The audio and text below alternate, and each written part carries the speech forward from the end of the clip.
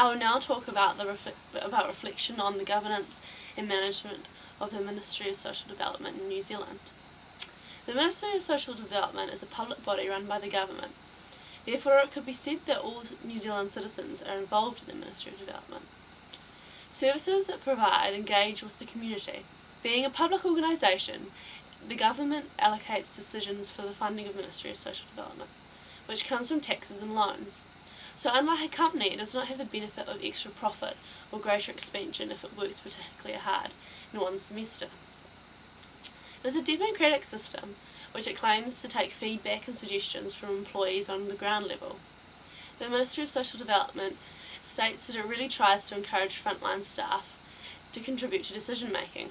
Current decisions in the MSD are come up with by Peter Hughes, but they are not implemented until they go through a panel.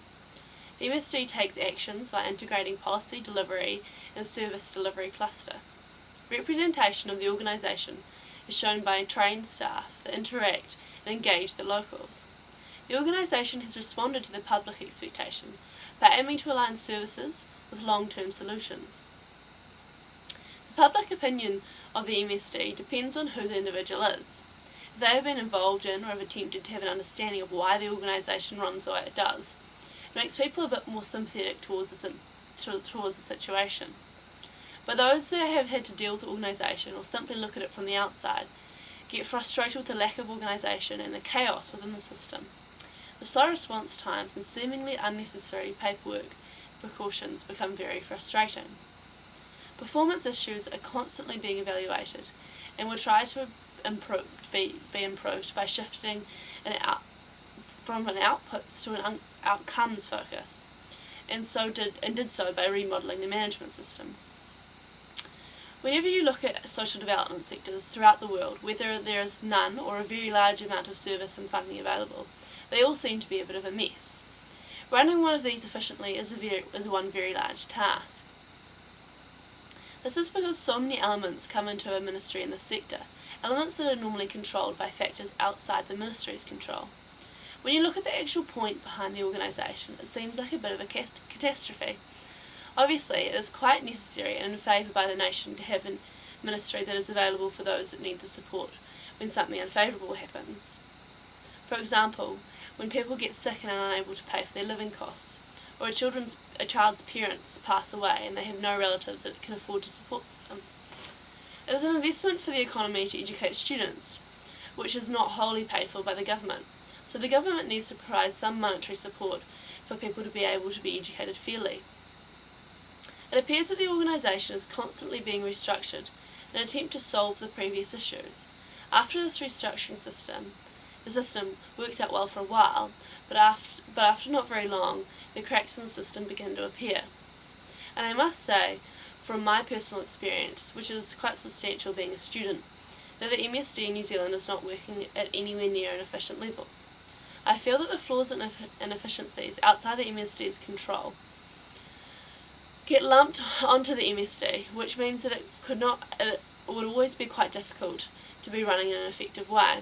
When you step outside of the system and observe what is really occurring in communities, which I feel I have growing up in this environment, you begin to see a very large number of people simply using and abusing the system, receiving the unemployment benefit as it is much easier than trying to find a job or being in an unenjoyable one.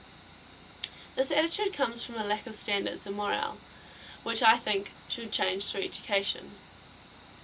Depression is a hugely occurring illness throughout the world today, which costs the government and society an exorbitant amount.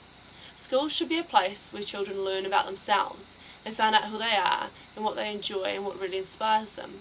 We should be teaching children about life and encouraging them to find ways that they learn best. Rather than testing them and scrutinising them, making children who do not learn by the structured factory system that we have created to feel dumb and inadequate. If schools stop being about testing people in the system if schools stop being about testing people and was about trying to teach and encourage and inspire children as much as possible to find themselves, it would be a much better place. And following school they would go on to pursue their passion, which may not involve a university degree, but is still such a necessary element for our world. But jobs are still such a necessary element for our world. It would not be possible for the world to go round if we all had book-educated people, so we cannot continue to encourage all students that university is the only option. All professions should be valued, as they are all necessary, which would make people feel better about themselves and create inequality. It has been measured that over 80% of people dislike their jobs, but if this approach was taken in schools, and the stigma of different jobs was taken away from society, and children were encouraged to pursue their passions, we could have 80% of people loving their jobs. Now imagine what the world would be like if that was the case. We would not have the extent of this problem in the first place, of people needing to be on sick and unemployment benefits, as they would feel valued, have a purpose in the world, and it would be a much happier place. I feel to fix this problem we must look at the actual cause, which would be education and communities and people's attitudes. Unfortunately, the MSD is a bit of a band-aid to temporarily fix the problem, which appears to me to be a very chaotic, problematic system to organise.